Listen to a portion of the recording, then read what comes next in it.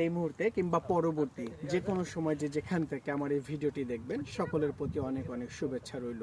Rhythm of Bangladesh এই পেজে একটি সৌন্দর্য বিষয়ক ভিডিও আপলোড করার জন্য আমি শাহ মোহাম্মদ তুহিন এই মুহূর্তে অবস্থান করছি বাংলাদেশের অন্যতম একটি জেলা সৌন্দর্যের আধার কক্সবাজার জেলার মহেশখালী উপজেলায়।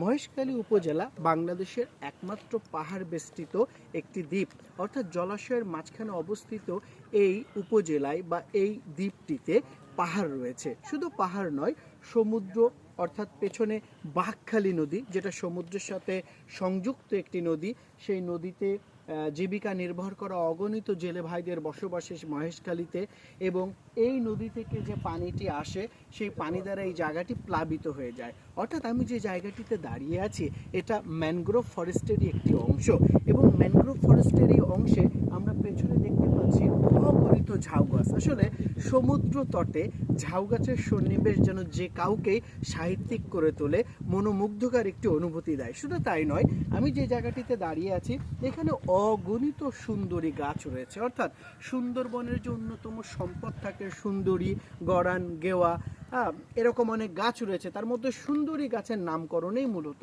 সুন্দরবনের নামটা আমরা জেনে থাকি। তো এই যে পেছনে অগণিত সুন্দরী গাছ রয়েছে যারা মাঝারি আকৃতিতে রয়েছে, এই জায়গাটাতে জোয়ারের সময় পানি দ্বারা প্লাবিত হয়ে যায়। আমি যদি একটু মাটির দিকে দেখাতে বলি তাহলে অগণিত শ্বাসমূল বের হয়ে আছে। অর্থাৎ এই শ্বাসমূলগুলো কিছুটা মাটির দিকে গিয়ে আবার উপরের দিকে উঠে এসেছে, যেটা জোয়ারের সময় ডুবে যায়, ভাটার সময় আবার মুক্ত হয়ে যায়। তো সর্বোপরি দ্বীপ জেলা মহেশখালী ডক্টর সলিমুল্লাহ স্যারের জন্মভূমি। তিনি এই ইউনিয়নেই পড়াশোনা করেছেন।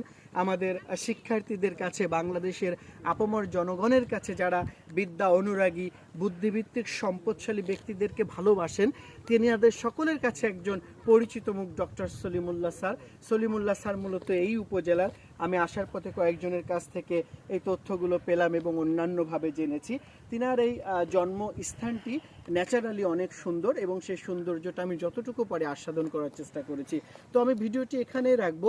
পরিশেষে বলবো, অপরূপ সৌন্দর্যের লীলাভূমি এই বাংলাদেশের প্রত্যেকটি আনাচে কানাচে ছড়িয়ে আছে অগণিত সৌন্দর্যের আধার।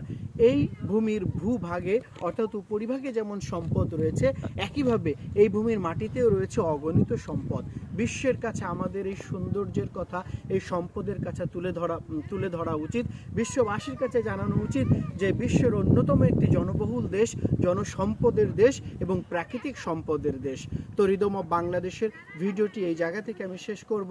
শেষ করার আগে একই কথা বলবো, বিশ্ব অনেক সুন্দর, এ কথা সত্য, তবে বিশ্বের এই সৌন্দর্য দেখার আগে অবশ্যই বাংলাদেশের সৌন্দর্য দেখা উচিত। পরবর্তীতে আবার একটি ভিডিও নিয়ে দেখা হবে। সে পর্যন্ত ভালো থাকবেন। আল্লাহ হাফেজ।